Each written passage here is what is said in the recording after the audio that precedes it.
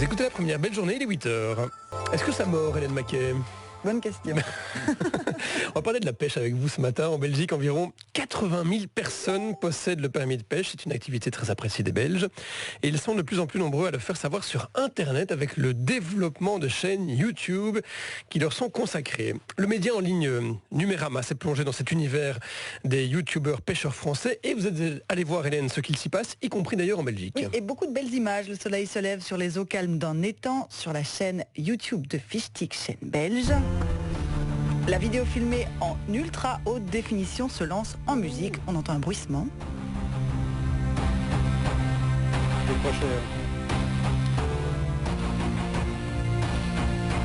C'était un brochet, mec. C'était un brochet et c'était pas un petit. Voilà, un brochet et c'est pas un Pas un petit petit. qui finit par se faire attraper. Première prise du jour pour cette vidéo qui a fait 25 000 vues en 2 mois.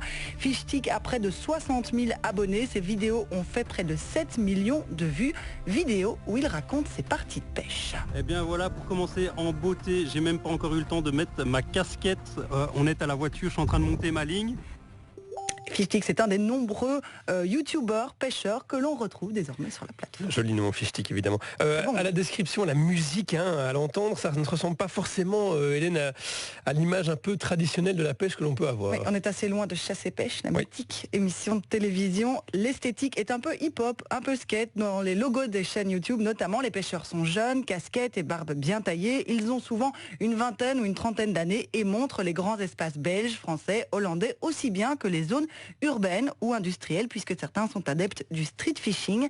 La pêche en milieu urbain, brochet, perche, cendre, les prises impressionnantes sortent de l'eau les unes après les Ce autres. sont des hipsters pêcheurs. Exactement. Ces vidéos ont tous les attributs des chaînes YouTube classiques. Oui, drone, caméra embarquée, caméra sous-marine, montage serré, tous les codes sont là, y compris le sponsoring et la monétisation. Ces nouvelles têtes dans le milieu de la pêche loisir ont été rapidement repérées par les marques spécialisées, c'est ce qu'explique Numérama.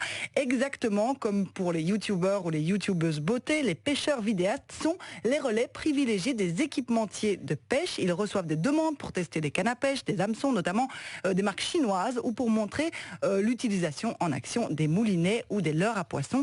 Ces partenariats permettent aussi aux vidéastes de monétiser leur passion tout en renouvelant régulièrement leur matériel, en ajoutant des revenus publicitaires à leurs vidéos, comme tout le monde peut le faire sur YouTube. Certains pêcheurs envisagent actuellement de quitter leur emploi pour se consacrer intégralement à leur chaîne et au monde de la pêche. Alors évidemment, on est sur Internet et ce sport, la pêche, suscite aussi quelques critiques. Oui, et notamment de la part des défenseurs de la cause animale, les poissons qui sont blessés qui sont pêchés sont régulièrement blessés Ouais. par les hameçons. La plupart des pêcheurs qui partagent ces vidéos sur Internet promeuvent d'ailleurs la pêche no kill, donc sans tuer, qui consiste à attraper le poisson sans pour autant le mettre à mort. Et on voit se développer d'ailleurs dans ces chaînes YouTube une série d'outils et de pratiques pour essayer de blesser les poissons moins à vif. Alors la grande question qui revient dans ces chaînes YouTube, c'est comment relâcher les poissons. C'est le grand débat qui anime la communauté des pêcheurs en ligne. Il suffit de se pencher sur la section commentaires des vidéos YouTube de pêche pour comprendre la levée de bouclier qu'engendre un poisson mal remis à l'eau. C'est ce qu'explique Numérama. La réponse de nombreux pêcheurs d'ailleurs aux critiques est de dire qu'ils jouent aussi un rôle de sentinelle sur l'état des cours d'eau en faisant notamment des vidéos coup de gueule quand ils tombent sur un dépôt clandestin ou sur une grosse pollution. C'est une nouvelle génération de pêcheurs qui arrive avec de nouveaux messages. Les youtubeurs pêcheurs, c'est pour tous les nostalgiques de cette émission télé que vous avez évoquée, Hélène. Mais ceux qui Chasse- veulent aussi aller de l'avant et Chasse changer et un petit pêche. peu. Ça a évoqué d'ailleurs des souvenirs émus chez Bertrand Haine qui va vous parler dans quelques instants de l'évaluation des programmes des parties. À tout de suite.